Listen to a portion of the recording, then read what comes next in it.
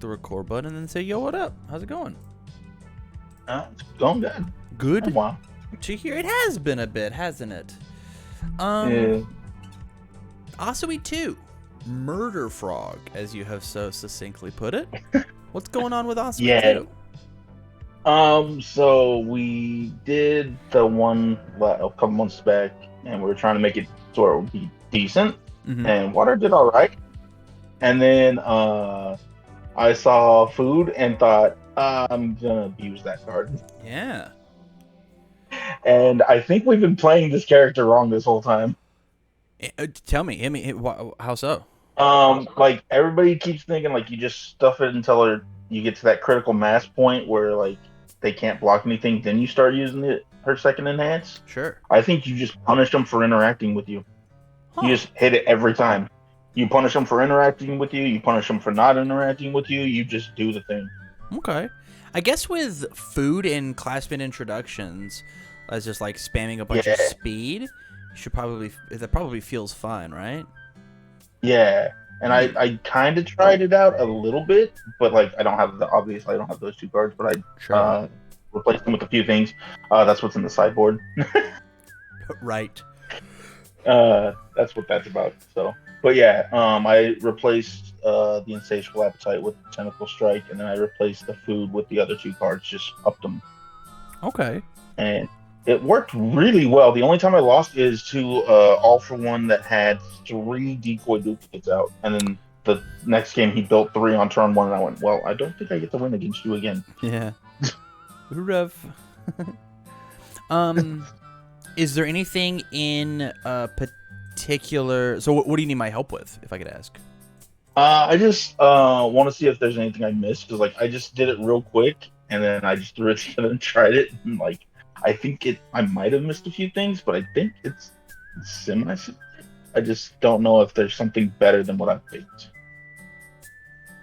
Yeah. Wow, this card seems really good in this character. Doesn't get the 4 speed, though? Or 4 damage? You don't get the damage, no, but... Speed. Okay. But I mean, it gives itself damage and speed, so it's not horrible. Yeah. But I figured that's like the finisher. So we have 2, you have that, and then you also have the Tongue Whip. So you have a high finisher and a low finisher. Yeah, I dig it. I really dig it. I'm doing some small looking, so I'm not gonna add anything past set 5 because I think you've already got pretty much everything that you could want, right?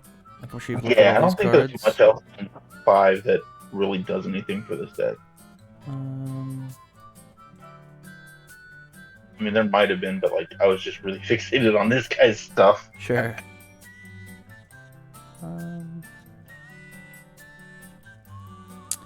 Yeah, well, I am a massive fan of a couple of these cards, so we're just gonna take a look at them, right? So yeah. First off, Season Brawler. This card's not so insane. It's draw power for the evil symbol, which is massive, right? After they block with an attack card, you just draw an extra card. Playable while committed. It's probably better than what Successful Results has got going on. Yeah, we discard the momentum to like re-ready it, but like, I'd much rather draw the card, right? Yeah, that's fair. And then things like what's this guy doing? Draw a card, discard a card. I mean, this could just be. This could just be this instead, right? Yeah, it's the same block zone. Yeah. Yeah. I think the reason I put that one in right now is because it was a filter, and it also does extra damage if you get the right card on top. Sure. Shares exactly one symbol with your character. Yeah. I guess there's plenty of those. And right? then most of them do, except for like the amphibious and the tongue whip. But I think that might be a better option, just because also the Mineta has 2 symbols, so the other some work. Next is Eerie. Eerie can just win you games because like it says Indiscriminate Shock is just like a worse card. Right? Oh yeah. And so like steal 1 momentum, and then you have this one, and you go, nah, I'm just not dying. Sorry. Mimicry is food in your discard pile. You just always have it. That's fair. And it also, like, the reason it's also, like, super good at being food is you can flip remove a non-attack card from Rise Card Pool, gain 2 health, and you get a foundation. Because the game doesn't care if it's a face-down asset or foundation. It just sees it as a face-down foundation. Yeah, that works. That's cool. Next is Twisty Surroundings. This is going to be one of the chase URs. Breaker without Breaker is incredible. Like, it's so good. These 3 symbols are going to be playing one of this card in their deck for the rest of forever. They just are. That's just like, this is what's going to happen. Oh yeah, that did. Oh man, I forgot about that. Like, I think I built this like right after food got spoiled. That's fair. Revealed. So I don't think these were revealed yet. But man, I forgot to go look back. That definitely means that this wasn't revealed. No, that's a good one though. Yeah, this is a good one. Lose 3 health if this attack deals damage. Add a card with printed difficulty of 4 or less from your discard pile to your hand. Like, I don't know, this one. Or maybe this one. Fair. Yeah. And it has Echo on it. And so, like, it is what you can spend your momentum on, right? Like, you have this to spend momentum on, right? But, like, this is also, like, big stats. You could easily take and, like, have just 2 of this and 2 of this. Like, this card is good. Don't get it twisted. But, like, this card, like, goes and picks up Tongue Whip. Right? Yeah. And if they don't block, right, and you go pick it up, then you echo, and now it's a 8 high, right, in your character. Yeah. And so they definitely don't also, block it the second time. Done that. If you do this as your first move and they block both of them, you can pick up Insatiable as your finisher, and they're definitely not blocking it. Yeah. There's no way they help 3 high blocks. Right. That's pretty cool. Yeah.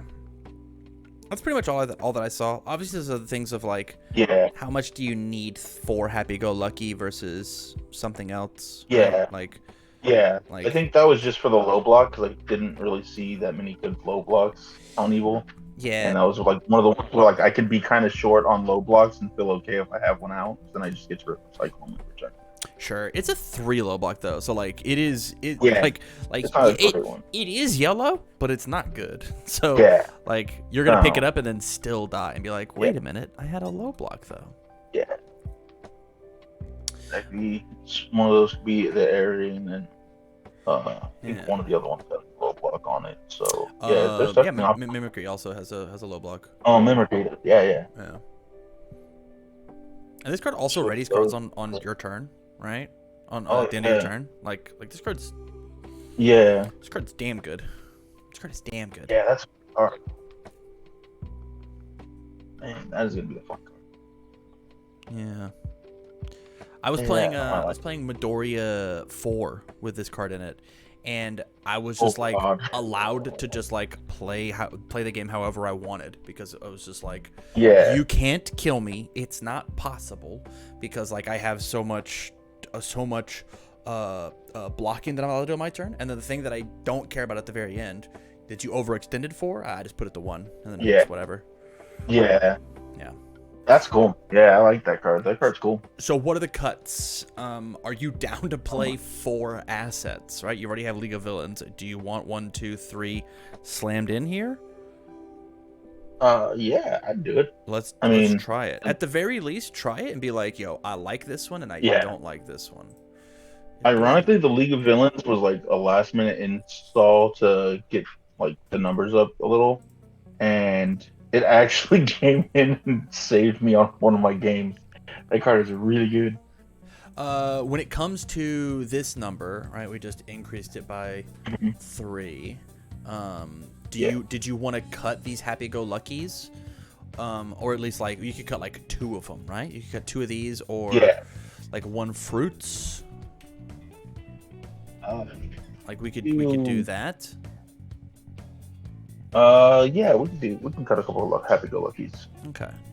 So we cut. That card didn't do as much for me, and I ended up building a lot of them because I drew them in my opening hand a lot in pairs. And what the hell is this? It was just me having bad luck. Season Brawler. How'd you feel about this card?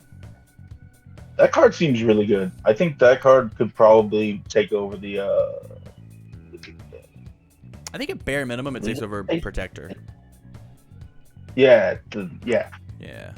Which I think that one was in there for the high block and the random draw, but that one does better at it. Yeah. Playable or committed draw. Not so. Yeah. And then lastly, do you want to try the onslaught?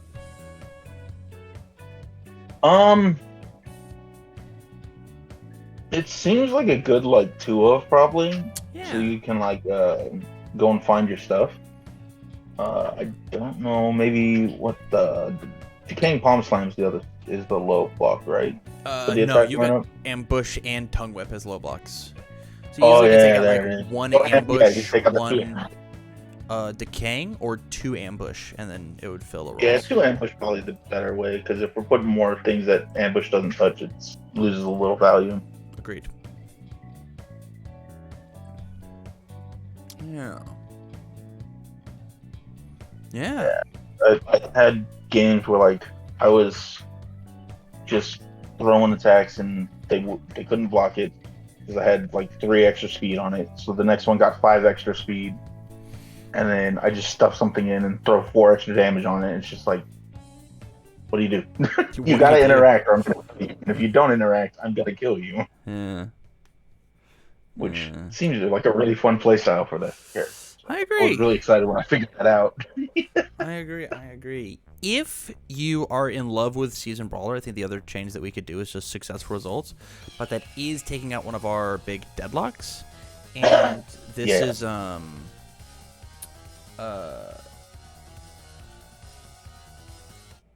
the momentum out, and it's deadlock 8, deadlock threat, which is kind of nice. Right. But we have better momentum mounts, right? Twisty Surroundings is the best momentum mount that we have right now. Yeah. This card is absolutely insane. Yeah. The thought behind the successful results was just like, it helps me extend a little farther in my by stringing out and stuff. Yeah. So I can just re-ready it with the momentum I have.